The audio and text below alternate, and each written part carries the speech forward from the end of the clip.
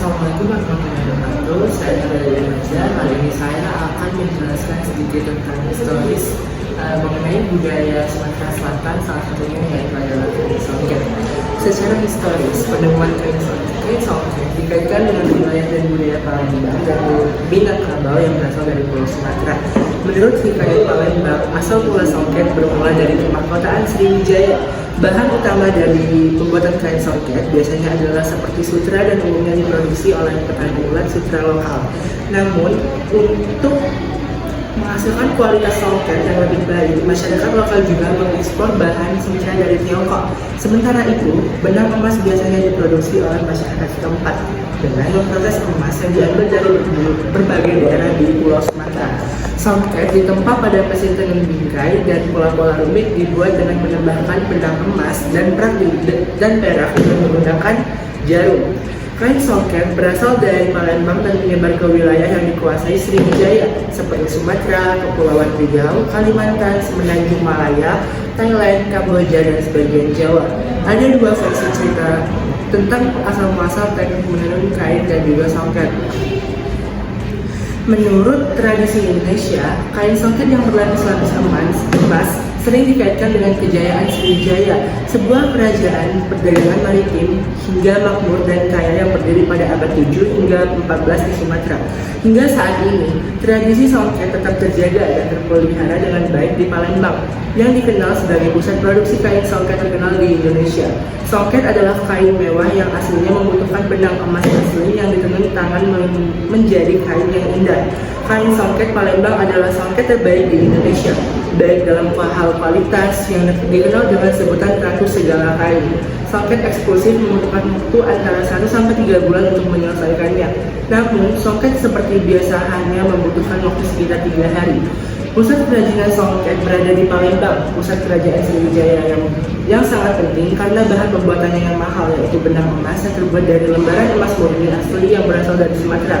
Songket juga disebutkan sebagai busana kerajaan dalam naskah Abdullah bin Abdul Qadir pada tahun sekitar 1849.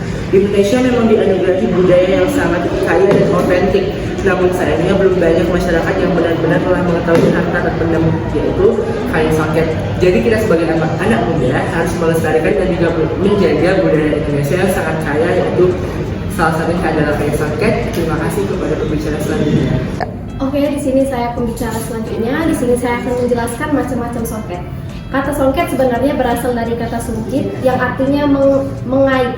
Nama tersebut diberikan karena dianggap cukup mewakili proses pembuatan kainnya, yakni dengan cara mengaitkan kain tenun lalu menyelipkan benang emas, kemudian ditenun kembali hingga sempurna. Perlu diketahui juga bahwa kain songket Palembang terdiri dari beberapa jenis. Di antaranya yang pertama songket lepus, yang kedua songket tabur, yang ketiga songket bunga, yang keempat songket limar, yang kelima songket retes, dan yang terakhir songket rempak. Selanjutnya saya kembalikan kepada pembicara selanjutnya. Baiklah, saya pembicara selanjutnya. Yang di sini saya akan menjelaskan kegunaan dari kain songket itu sendiri. Kain songket digunakan pada saat upacara kenduri cukur rambut, bisa juga digunakan pada saat upacara resmi seperti pernikahan maupun hitanan. Kain songket juga bisa digunakan oleh tuan rumah sebagai yang punya acara atau hajatan. Kain songket juga digunakan sebagai kain pada upacara perayaan ulang tahun Indonesia. Kain songket juga bisa digunakan oleh siapa saja, baik itu masyarakat asli Sumatera Selatan maupun dari luar Sumatera Selatan. Terima kasih, saya kembalikan ke pembicara selanjutnya. Oke, saya pembicara selanjutnya. Saya akan menjelaskan bahan dan alat pembuatan kain songket. Alat pembuatan songket terbagi menjadi dua, yaitu alat penunjang pertama yang terbuat dari kayu atau bambu, dan alat penunjang yang mencakup alat penarik benang, pembuat motif, serta alat untuk memasukkan dan mengambil benang. Bahan untuk membuat songket yaitu benang sutra, katun, atau dari bahan lainnya mendukung keindahan kain songket. Dipercaya bahwa di masa lalu benang dari emas sungguhan digunakan untuk membuat songket. Benang katun dilapisi dengan emas cair sehingga menghasilkan benang emas. Namun karena saat ini emas dan perak merupakan bahan yang sangat mahal harganya, benang emas maupun perak imitasi lebih umum digunakan. Alat yang digunakan para pengrajin untuk membuat kain songket kebanyakan terdiri dari bambu dan kayu bernama panta. Pada umumnya, pantat memiliki ukuran 2 kali 1,5 meter dan terdiri dari beberapa bagian, yaitu gulungan. Gulungan adalah bagian yang dipakai untuk menggulung benang dasar dari bahan sutra atau katun. Yang kedua, sisial, yaitu digunakan untuk merentangkan benang serta memperolehnya. Yang ketiga, pancukia.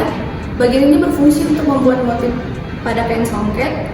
Yang keempat, turak, yaitu benang tambahan yang dimasukkan ke pola benang besar.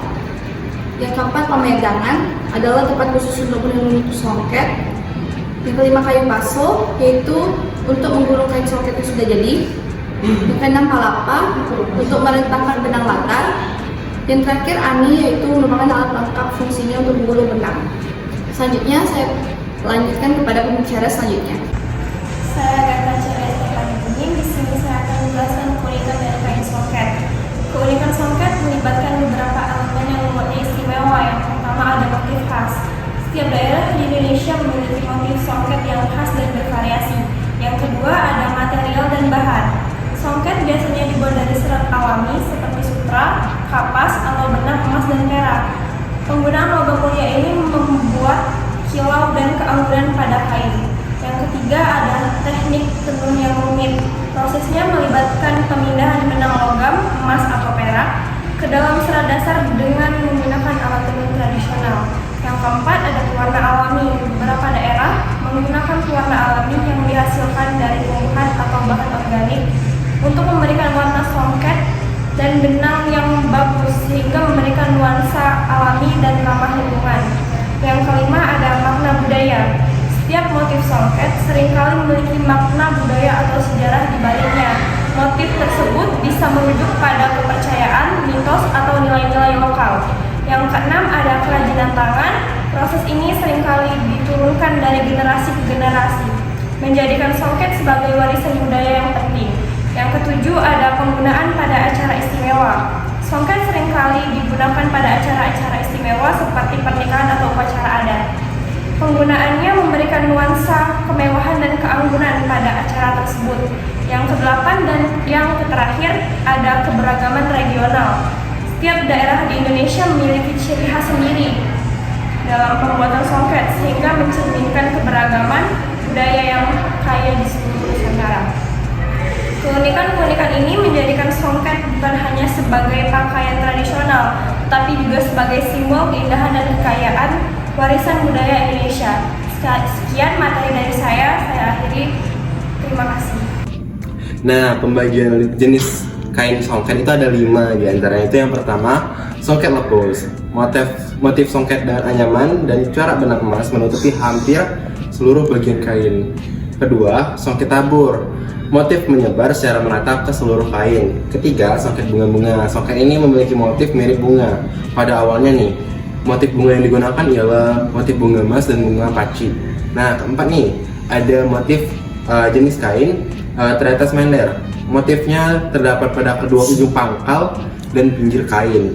Yang kelima, ada 5, memiliki benang sutra dengan kombinasi warna yang beragam. Nah, itu tadi ada jenis-jenis dari kain songket. Dah.